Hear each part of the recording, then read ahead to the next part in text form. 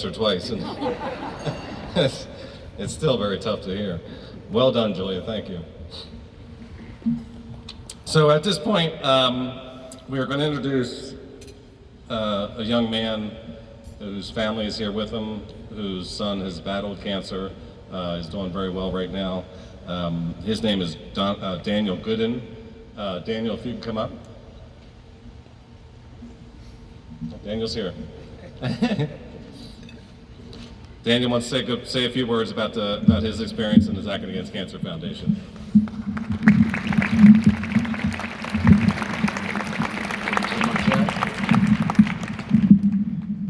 If we here to represent Zach, let me hear you say yeah. Hold on. Let me say that again. I say if we here to represent Zach, let me hear you say yeah. Man, I can't tell you how grateful and thankful my family and I are to be here with you guys today. Thank you, Zach and Foundation, Miss Felicia, Miss Curl, my man Big Joey. Joey, if you can hear me, let me get an elite. All right, that's my guy. Man, you know, I know you're probably looking at me saying, wow, this guy is energetic. Well, last year, that energy wasn't here. You know, actually it was the darkest year of my life. And I just celebrated my 41st birthday about 2 weeks ago. Happy birthday. Thank you. It all started October of 2020. And I'm gonna not try to be emotional up here. My son, who I'm holding right now, he was complaining, or me and my wife experienced some redness in his eye. And you know, as a parent, and you already have 2 other kids, you're not worried. Now, if this was your only child, you would say, oh man, we need to buy him a new eye, you know, something. You know, but we just had, hey, you know, we took him to the doctor, they prescribed some eye drops, sent us on our merry way. Well, in December of 2020, just 2 months later, the redness came back and pain came with it. And the drops wasn't working anymore. So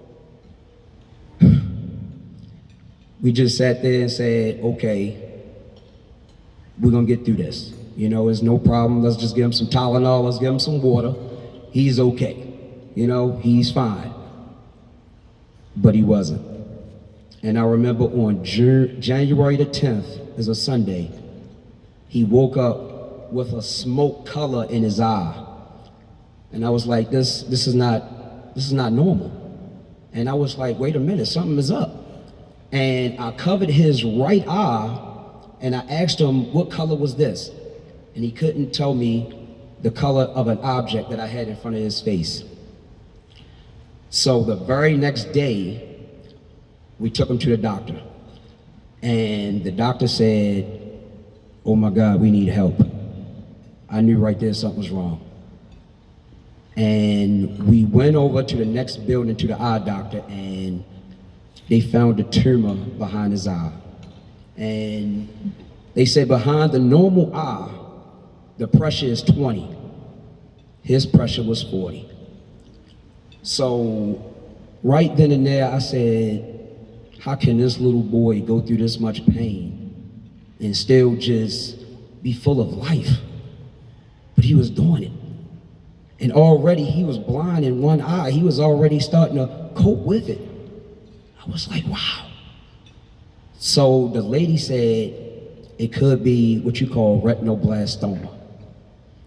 I don't even know what retinoblastoma is. And she said the best in the world is in Philadelphia. My wife and I, we dropped everything. We went to Philadelphia. I dropped them off at the eye hospital, the Shields Eye Hospital. And my other 2 kids and I, we had no family there. We had no hotel reservation, nothing. We just went with the flow. And I did what any other parent would do. I took the advice of my 7-year-old son. My 7-year-old son said, hey Dad, there's a building right there. There's a lot of buildings, son. Yeah, but look at that one. And long and behold, it was a mall. He said, look, Dad, we can park right there. We found a parking spot. We got something to eat. I was like, man, thank you, son. So we wound up getting a hotel in Philadelphia, and that was our home for pretty much all last year, on and off. And I was like, man, we really here in Philadelphia. The next day, after my son went to go see that surgeon at the Wills Eye Hospital, it was retinoblastoma that he was diagnosed with. And not only that, they said that he would have to have his eye removed because the tumor was in the nerve that was leading to the brain. And that was the only way that they was gonna be able to save his life. I remember dropping my son off and my wife January 21st at that hospital and watching them go on that elevator because I couldn't go because of COVID. And as soon as they went up on that elevator, I broke down and cried like a baby. That was the darkest point in my life. Because as a parent, you always want to be there for your kid. You know, you want to take that pain away from them. You rather the pain be you. And I felt powerless. I really did. But this Lord champion right here, he's resilient. And he got his eye removed. And we started the chemo. And as weeks went on, I told my wife, I said, you know, I just need to get out. And I went to the only place I know where I feel comfortable, and that's a football field. And I went to go see my friend practice. And I was telling my friend and others there, whatever, about my son.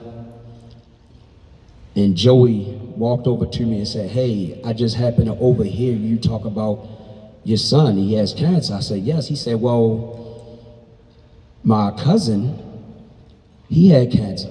His name is Zach. And he started a foundation that helped people like you. And I said, wow, really? He said, do you mind if I take your number and I can give it to a lady by the name of Carol and she'll contact you? Okay. I just thought maybe, you know, they'll say a prayer for us, which is beautiful. And she called me 2 days later. Hey, how you doing? You know, Joey told me all about you. My name is Carol Flock. I'm with the Zachin Foundation. I was like, okay, well, thank you. You know, how are you? She was like, I'm good. Do you guys need anything? I was like, well, what do you mean? She was like, do you need anything? Like gas, food. I heard you go to Philadelphia. At that time, I didn't know how to ask for help. I was like, Miss Carol, I don't know what to say. I really don't know what to do or say. I don't know. And she was confused. She was like, how about I give you a couple days, I'll call you back. I said, cool. She called me back 2 days later, and she said these words, and I'll never forget. She said, Daniel, at this point in time, let someone help you. It's okay for you to lean on somebody else's shoulder for somebody to help you. And after she said that, I said, well, look, me and my wife, we exhausted all our sick time, vacation time. We don't get paid when we go to Philadelphia anymore. She said, okay, do you stay somewhere in Philadelphia? I said, yes, ma'am, what we do. She said, I'm gonna pay your rent for the whole week. I said, what? Really? I said, well, that's kind of expensive tab. No problem. We are very happy to do it for you. 3 days later, Miss Carol was at my door knocking with gifts and everything. Zach and t-shirts, Zach and jackets, not just for him, but for my other kids, for my wife, for myself. I was like, wow, this is beautiful. I was like, man. I said, well, I asked her immediately. I said, well, how can I like give back? How can I help you guys? I was like, I feel bad, just take it. She was like, nope, it's okay. And the reason why I was like that, the reason why it was so hard for me to ask for help is because I was trying to explain to her too, I've been helping people all my life. My wife and I have been in the healthcare business for over 15 years. That's what we do. We help people. I've been a trainer of athletes for the last 18 years, and a massage therapist. So, hey, Mom, I heard you say about massage therapists. Hey, and I give them massages. I trained them for free. I never made a penny. I trained them for free. And a lot of them went on to play college football. One even got drafted into the NFL last year. So I was so used to helping people. So when I was in that vulnerable stage, I was like, wow, I need help now too. And the Zachin Foundation stood up and they helped me. And the reason why I look back, I remember when I was 14 years old, it was 2 women that saved my life. It was a teacher's aide at Oakland Mills High School, and there was a lady who took me in, who was still like a mom figure to me. They took care of me. My parents was nowhere around, and they did it for free. That's why I gave back.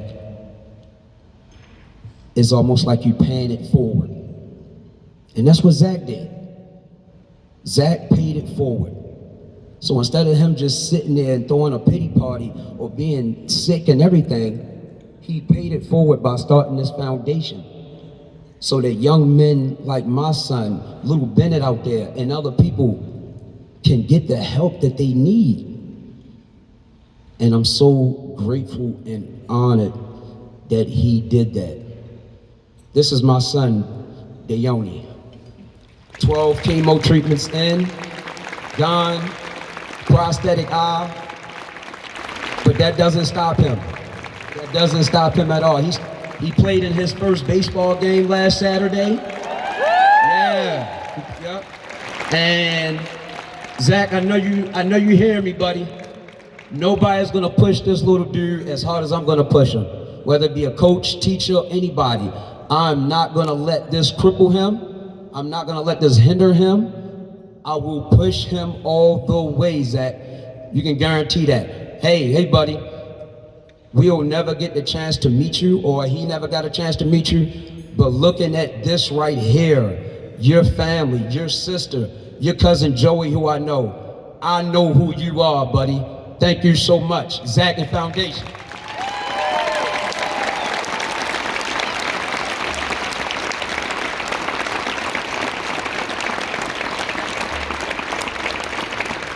Wow, another big hand for Daniel.